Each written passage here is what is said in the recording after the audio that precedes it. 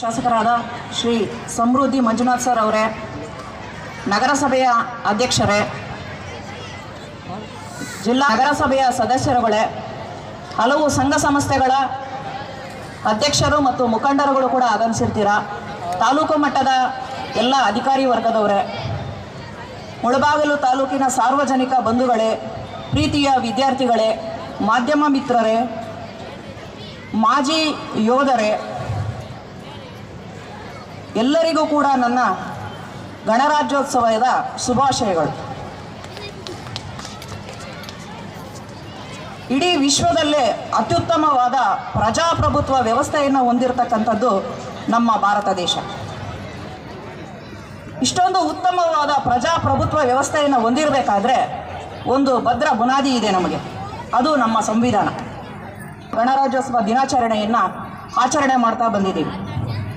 ಜನವರಿ 26ನೇ ತಾರೀಕು ನಾವು ಗಣರಾಜ್ಯವನ್ನು ಯಾಕೆ ಆಚರಣೆ ಮಾಡ್ತಾ ಇದ್ದೀವಿ, ಸಂವಿಧಾನವನ್ನು ನಾವು ಅವತ್ತು ಯಾಕೆ ಜಾರಿಗೆ ತಂದಿದ್ದೀವಿ ಅನ್ನೋದಕ್ಕೆ ಒಂದು ಐತಿಹಾಸಿಕ ಇದೆ. 1930 ಜನವರಿ 26ರಂದು ಭಾರತ ರಾಷ್ಟ್ರೀಯ ಕಾಂಗ್ರೆಸ್ ಲಾಹೋರ್ನಲ್ಲಿ ಅಧಿವೇಶನವನ್ನು ಮಾಡುತ್ತೆ. ಲಾಹೋರಲ್ಲಿ ಅಧಿವೇಶನ ಮಾಡಿದಾಗ ಜನವರಿ 26ರನ್ನು ಪೂರ್ಣ ಸ್ವರಾಜ್ಯ ದಿನವನ್ನಾಗಿ ಘೋಷಣೆ ಮಾಡ್ತಾರಲ್ಲಿ. ಸೊ ಅದರ ಒಂದು ಸವಿನೆನಪಿನ ಅರ್ಥವಾಗಿ ಜನವರಿ 26ನೇ ತಾರೀಕೆ ನಾವು ಸಂವಿಧಾನವನ್ನು ಜಾರಿಗೆ ತರ್ತೀವಿ. ಇಷ್ಟೊಂದು ಉತ್ತಮವಾದ ವ್ಯವಸ್ಥೆ ಇದೆ ನಮ್ಮಲ್ಲಿ ಭಾರತ ದೇಶದಲ್ಲಿ.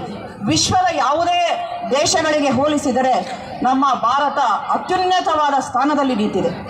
ಏನಕ್ಕೆ ಅಂತಂದರೆ ನಮ್ಮ ಭಾರತದ ಪ್ರಸ್ತಾವನೆಯನ್ನು ನಾನಿಲ್ಲಿ ಸ್ಮರಣೆ ಮಾಡೋದಕ್ಕೆ ಇಷ್ಟಪಡ್ತೀನಿ. ಭಾರತದ ಪ್ರಜೆಗಳಾದ ನಾವು ಭಾರತವನ್ನು ಸಾರ್ವಭೌಮ ಸಮಾಜವಾದಿ ಪ್ರಜಾಸತ್ತಾತ್ಮಕ ಗಣರಾಜ್ಯವನ್ನಾಗಿ ರೂಪಿಸುವುದಕ್ಕಾಗಿ ಭಾರತದ ಎಲ್ಲ ಪ್ರಜೆಗಳಿಗೆ ಆರ್ಥಿಕ, ಸಾಮಾಜಿಕ, ಶೈಕ್ಷಣಿಕ ನ್ಯಾಯವನ್ನು ಒದಗಿಸಿ ಉಪಾಸನೆ, ವಿಚಾರ, ಅಭಿವ್ಯಕ್ತಿ ಸ್ವಾತಂತ್ರ್ಯ, ಅವಕಾಶಗಳಲ್ಲಿ ಸಮಾನತೆಯನ್ನು ಕಲ್ಪಿಸುವುದಕ್ಕಾಗಿ, ದೇಶದ ಏಕತೆ ಸಮಗ್ರತೆಗಾಗಿ, ಅದನ್ನು ಸಾಧಿಸುವುದಕ್ಕಾಗಿ ಪ್ರತಿಯೊಬ್ಬರಿಗೂ ಕೂಡ ನಾವು ಸಮಾನತೆಯನ್ನು ಕಲ್ಪಿಸ್ತೀವಿ ಅನ್ನೋದನ್ನು ಕಾನೂನು ರೂಪದಲ್ಲಿ ನಾವೆಲ್ಲರೂ ಕೂಡ ಆತ್ಮಾರ್ಪಿತ ಮಾಡಿಕೊಂಡಿರುತ್ತೇವೆ. 1949 ನವೆಂಬರ್ 26ನೇ ತಾರೀಕು ನಾವು ಈ ಸಂವಿಧಾನವನ್ನು ಕಾನೂನು ರೂಪದಲ್ಲಿ ಆತ್ಮಾರ್ಪಿತ ಮಾಡಿಕೊಳ್ತೀವಿ. ಅದಕ್ಕೋಸ್ಕರ ನಾವು ಎಲ್ಲರೂ ಕೂಡ ಇವತ್ತು ಇಷ್ಟೊಂದು ಸುಭದ್ರವಾದ ಆಡಳಿತವನ್ನು ಮಾಡಿಕೊಂಡು ನಾವು ಇಡೀ ಪ್ರಪಂಚಕ್ಕೆ ಮಾದರಿಯಾಗಿದ್ದೀವಿ. ಭಾರತ ಹಲವು ಧರ್ಮಗಳ ತವರೂರು, ಕಲೆ, ಸಂಸ್ಕೃತಿ, ಸಾಹಿತ್ಯಗಳ ನೆಲೆಬೀಡು. ಇದು ವಿವಿಧತೆಯಲ್ಲಿ ಏಕತೆಯನ್ನು ಸಾಧಿಸಿರ್ತಕ್ಕಂಥ ದೇಶ. ಬಹುಶಃ ಪ್ರಪಂಚದಲ್ಲಿ ಏಕತೆ ಮತ್ತು ಸಮಗ್ರತೆಗೆ ಹೆಸರಾದಂಥ ದೇಶ ಯಾವುದು ಅಂದರೆ ನಮ್ಮ ಭಾವನೆ, ಸಹೋದರತ್ವ ಭಾವನೆ ಇದೆ. ಎಲ್ಲವನ್ನೂ ಕೂಡ ಸಹಿಸಿಕೊಳ್ತಕ್ಕಂಥ ತಾಳ್ಮೆ ನಮ್ಮ ಭಾರತಾಂಬೆಗಿದೆ. ನಮ್ಮ ದೇಶವನ್ನು ಕಾಯ್ತಾ ಇರ್ತಕ್ಕಂಥ, ಗಡಿಗಳಲ್ಲಿ ಕೆಲಸ ಮಾಡ್ತಾ ಇರ್ತಕ್ಕಂಥ, ಹಗಲಿರುಳಾಗಿ ಸೇವೆ ಮಾಡ್ತಾ ಇರ್ತಕ್ಕಂಥ ಮಾಜಿ ಯೋಧರಾಗ್ಬೋದು ಅಥವಾ ಈಗ ಕಾರ್ಯನಿರ್ವಹಿಸ್ತಕ್ಕಂಥ ಯೋಧರನ್ನಾಗ್ಬೋದು, ಇವತ್ತು ನಾವೆಲ್ಲರೂ ಕೂಡ ನಮಗೆ ಸ್ವತಂತ್ರ ತಂದುಕೊಟ್ಟು ಈ ಭಾರತವನ್ನು ಬ್ರಿಟಿಷರಿಂದ ಮುಕ್ತವನ್ನಾಗಿ ಮಾಡಿ ಈ ಸ್ವತಂತ್ರ ಭಾರತವನ್ನು ನಮ್ಮ ಕೈಗೆ ಕೊಡಬೇಕಾದ್ರೆ ಇದರ ಹಿಂದೆ ಪರಿಶ್ರಮ ಇರತಕ್ಕಂಥ ಎಲ್ಲ ಮಹಾನ್ ವ್ಯಕ್ತಿಗಳನ್ನು, ಅವರ ತ್ಯಾಗ ಬಲಿದಾನಗಳನ್ನು, ರಾಷ್ಟ್ರೀಯ ನಾಯಕರನ್ನು ನಿಜವಾಗ್ಲೂ ಕೂಡ ನಾವು ಇವತ್ತು ಸ್ಮರಿಸಬೇಕು.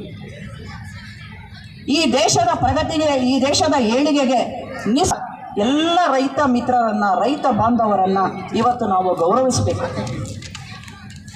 ಈ ದೇಶಕ್ಕೆ ಯಾವುದೇ ರೀತಿ ಸ್ವಾರ್ಥ ಇಲ್ಲದೆ ಎಲ್ಲೋ ಒಂದು ಮೂಲೆಯಲ್ಲೂ ಕೂತು ಹಲವಾರು ಆವಿಷ್ಕಾರಗಳನ್ನು ಮಾಡ್ತಾ ಇರತಕ್ಕಂಥ ವಿಜ್ಞಾನಿಗಳನ್ನು ನಾವು ಸ್ಮರಿಸಬೇಕು. ಯಾವುದೇ ಒಂದು ಆಪೇಕ್ಷೆ ಇಲ್ಲದೆ ಕೆಲಸ ಮಾಡ್ತಾ ಇರ್ತಕ್ಕಂಥ ವೀರ ಮಾತೆಯರನ್ನು, ತಾಯಂದಿರನ್ನು, ತಮ್ಮ ಮಕ್ಕಳು ಮುಂದೆ ಭವಿಷ್ಯದಲ್ಲಿ ಉತ್ತಮವಾದ ಪ್ರಜೆ ಆಗಬೇಕು, ನಮ್ಮ ಮಕ್ಕಳು ಕೂಡ ಅಂಥ ತಾಯಂದಿರನ್ನು ನಾವು ಇವತ್ತು ಗೌರವಿಸಬೇಕು.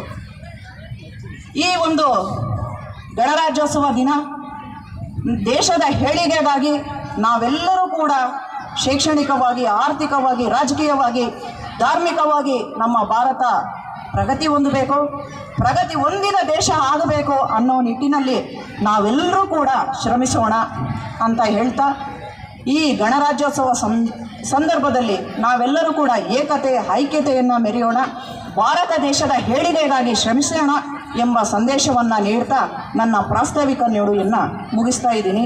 ಜೈ ಭಾರತ್ ಮಾತೆ.